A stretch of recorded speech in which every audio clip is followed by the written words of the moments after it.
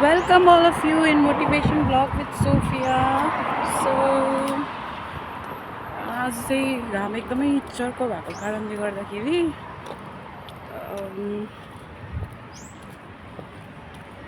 घाम चर्को भएको कारणले गर्दाखेरि छाता ओर्नु परिरहेछ। सो यस्तो डरलाग्दो घाम चर्केको छ हेर्नु त, आफूले छाता नओडी हुँदैन। आजकल चाहिँ मलाई एउटा कुरा भन्नु मन लाग्यो, आजकल डे बाई डे है पुरा गर्मीहरू बढेर जाँदैछ। अन्त गर्मी बढ्नुको कारण चाहिँ अब के हो भन्ने कुरा हामी सबैलाई थाहा छ है। पल्युसन भएको कारणले गर्दा ओजोनस लेयरमा होल्सहरू हुँदैछ, छेन्द्रा हुँदैछ। त्यहाँबाट युभी रेजहरू अब डाइरेक्ट पहिला त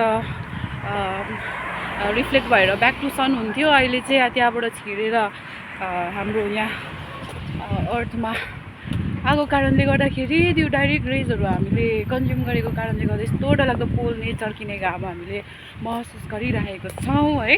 अनि अर्को कुरा चाहिँ के हो भन्दाखेरि यो घाममा चाहिँ अलिकति छाता यसो गरेर नि 5 मिनट जस्तो हिँड्यो भने चाहिँ कालो हुन्छ, ट्यानहरू पुरा आउँछ है।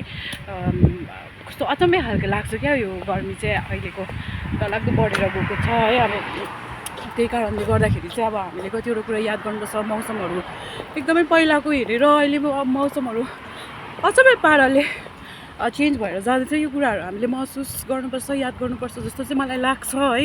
महसुस गरेर याद गरेर मात्र होइन, तर अब हामीले यो कुरालाई कसरी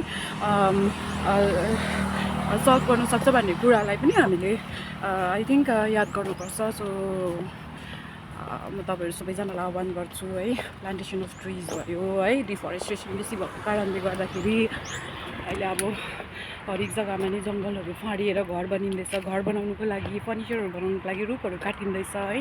त्यसको बदलीमा हामीले एउटा रुख काटेको बदलीमा 10वटा रोप्नु भन्ने त उखान जस्तो मात्रै छ, तर त्यो कुरालाई हामीले फलोअप चाहिँ गरेको छौँ। अब त्यही कारणले गर्दाखेरि चाहिँ अहिले हामीले यस्तो महसुसहरू गरिरहेको छौँ है।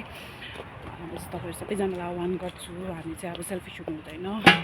हाम्रो जग्गाहरू, एरियाहरू छ भने चाहिँ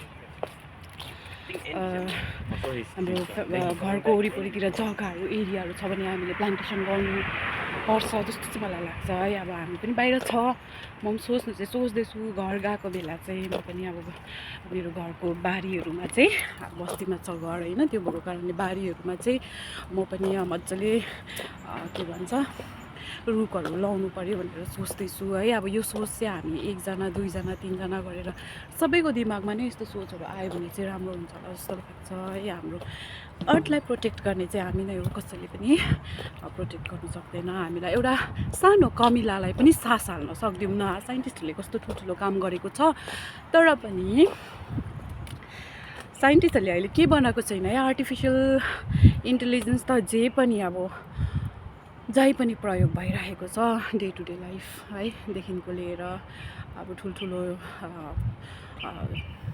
कुराहरू, आविष्कारहरूदेखिको लिएर भइरहेको छ डे बाई डे। तर साइन्टिस्टले पनि अहिलेसम्म त्यस्तो विज्ञ मानिसहरूले पनि अहिलेसम्म चाहिँ यो कुराको चाहिँ डिस्कभर गर्न सकेको छैन कि एउटा सानो कमिला, हामीले देखेको कमिला चाहिँ एकदमै सानो हुन्छ, अनि त्यो कमिलामा पनि जीवन चाहिँ है, नेचुरल जीवन चाहिँ उनीहरूले दिन नसकेको छैन। अनि हामी त के हो र, हामी नर्मल मान्छेहरू हो। हामीले सायदै है अगर हामीले एउटा रुखहरू रोप्नु सकेनौँ भने 10वटा रुख काट्ने अधिकार पनि छ जस्तो लाग्दैन मलाई चाहिँ है। मेबी अब त्यो मेरो थिङ्किङ हो। अब हो अभियसली सानैदेखि हामीले त्यो प्र्याक्टिकल कुराहरू गऱ्यौँ न है, रुखपातहरू रोप्ने त्यस्तो कुराहरू हामीलाई मनमा आएन। तर अहिले मौसमहरू चेन्ज हुँदाखेरि स्पेसली यो गर्मी बढेको हेर्नु कस्तो डरलाग्दो घाम चर्केको छ है। गर्मी बढेको देख्दाखेरि चाहिँ मलाई चाहिँ लाग्छ it's better we wake up है, we must wake up and follow प्रकृतिको नियम है।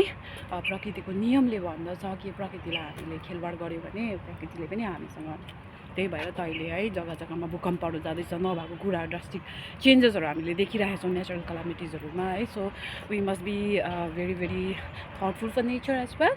किन भन्दाखेरि अब हामीले आफ्नो लागि सोचेर घरहरू बनाउनु, फर्निचरहरू बनाउनु है, आफ्नो जङ्गल फाँडेर त्यसलाई प्लेन बनाएर त्यो जग्गालाई अब केहरू बनाउनु, त्यस्तो कुराहरू आफ्नो थिङ्किङको लागि, आफ्नो सेल्फिसनेसको लागि हामी गरिरहेको छौँ। अभियसली हामीले गर्नु पनि पर्छ कतिवटा कुरा है, आफ्नो एडभान्समेन्ट, आफ्नो कमाएको रुपियाँ पैसाहरू कुनै जग्गामा त हाल्नु पऱ्यो, तर त्यसको बदलामा हामीले अरू केही नेचरलाई दिनु सक्ने कामहरू गऱ्यौँ भने चाहिँ है त्यो सायदै अब इक्वल हुन्छ क्या, ब्यालेन्स हुन्छ।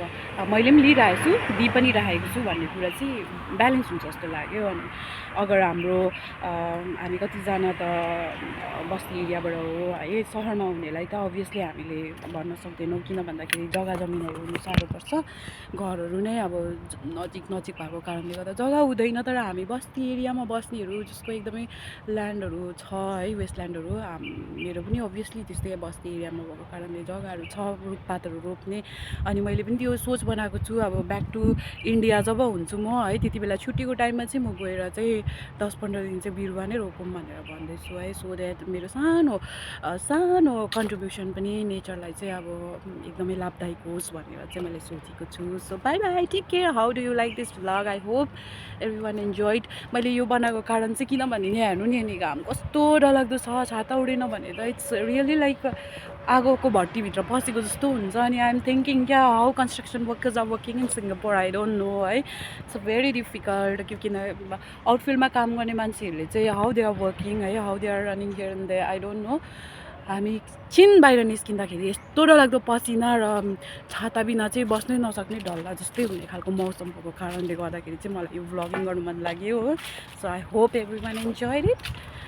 सबैको दिन राम्रो होस्, सबैको जिन्दगी राम्रो होस्, सबैको लाइफ राम्रो होस् है, शुभकामना सहित मेरो यो सानो भ्लगिङलाई म यही राख्दैछु। धन्यवाद, bye bye, take care, good health.